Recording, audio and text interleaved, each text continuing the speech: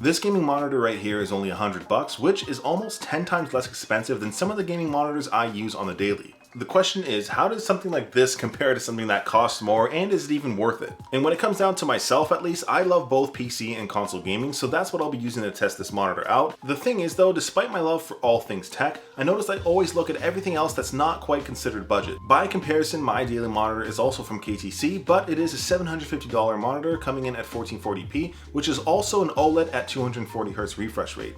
And yes, that monitor is definitely amazing. I'll link a link up here if you do want to check it out. If you do have any questions about this $100 monitor, I'll definitely be answering all those questions down in the comment section, so just let me know, and I will be giving one of these away. So if you do want to find out more about that, I'll get to that in just about a minute. Now for $100, what are you getting at that price point? Well, to start, we've got a 27-inch 1080p display with a 100Hz refresh rate, and in terms of the ports you got, they are going to be pretty bare bones, coming in with just a headphone jack, one singular HDMI port, and a VGA, which is something I haven't seen in quite some time. I personally don't have anything that connects to VGA or even the cable, so it's there if you need it, but I don't think I'm going to be using that one. And when it comes down to that single HDMI, I will be using this for either my PC, Nintendo Switch, PlayStation 5, or Xbox Series S. Those are all the systems I will be testing on this monitor itself, but if you only have one system or something, this will be just fine.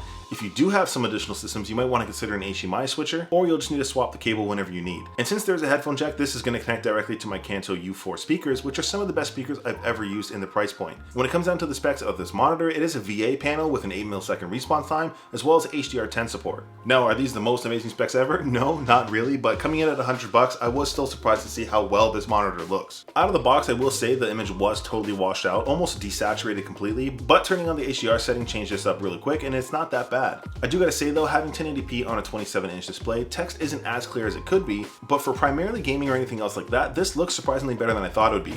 And I figured I would compare this to my 27-inch OLED I mentioned, and here's how they look side by side. Of course, the OLED will give us better viewing angles and stuff, but this still looks pretty decent head on. And absolutely there's a noticeable difference, but even still it holds up a-okay, especially at this price point. The main thing here is to take advantage of those HDR settings on whatever system you're using and adjust those sliders to your liking. And I mentioned before I will be giving one of these away if you do want to check it out, so be sure to just leave me a comment down below on what game you'll be playing. I will be picking a US only winner on March 19th, so be sure to leave a comment. I just want to know what you'd be gaming on here, what your setup is now, and how you'd use it. That's it. But starting with PC gaming, hopping into my go-to game Overwatch, needless to say, I'm full locking 100Hz with zero issues.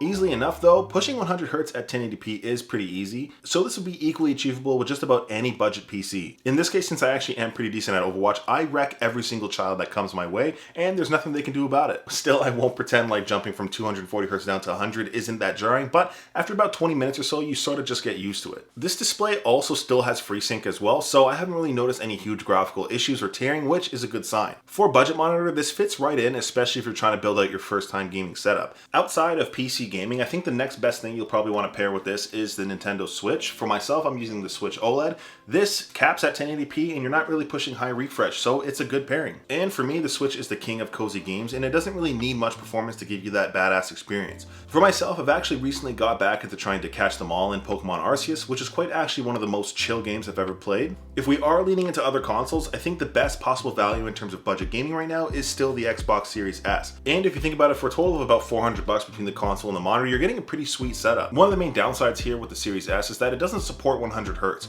You can either do 60 or 120, but nowhere in between, which kind of sucks, but still you are going to be locking that 60Hz at 1080p, which is still pretty decent. Hopefully at some point Microsoft decides to update this. Still, gaming on here works as expected, locking a solid 60 FPS in every single game. For myself, I don't go into anything crazy competitive on my Series S, so just vibing out to whatever game on here looks great. And similarly, the PlayStation 5 does also cap at 60Hz, but the experience is mostly the same. And I won't pretend like a more expensive monitor would look better, because obviously it would, but at this price point it still looks pretty decent. I think most of the heavy carrying comes down to some of the games that are out right now, so if you are strapped for cash, you'll definitely get a good look here. Testing out HDR though, my go-to is always Cyberpunk 2077, and it actually looks pretty decent. Same as the Xbox Series S though, it's super important to customize your image with the HDR sliders to get this looking as good as possible. On the spec sheet, this monitor has like 300 nits. I'm not sure if that will give you true HDR. Either way, it does make a difference, especially if you play around with it. It's one of those things you want to do to curate your image. damage. And jumping into games like Call of Duty, where I am still incredibly trash, once in a while I can still pop off and go Ultra Instinct, but coming down to the build, stand, and features of this monitor, the whole thing is pretty bare bones. The included stand is pretty much set and forget. For myself, I am using this Grove-made desk shelf, which does give me back that height I typically need. And while there is a decent amount of tilt on this stand, you don't get any sort of height or pivot adjustments, so again, just throw it on a monitor arm if you do need to.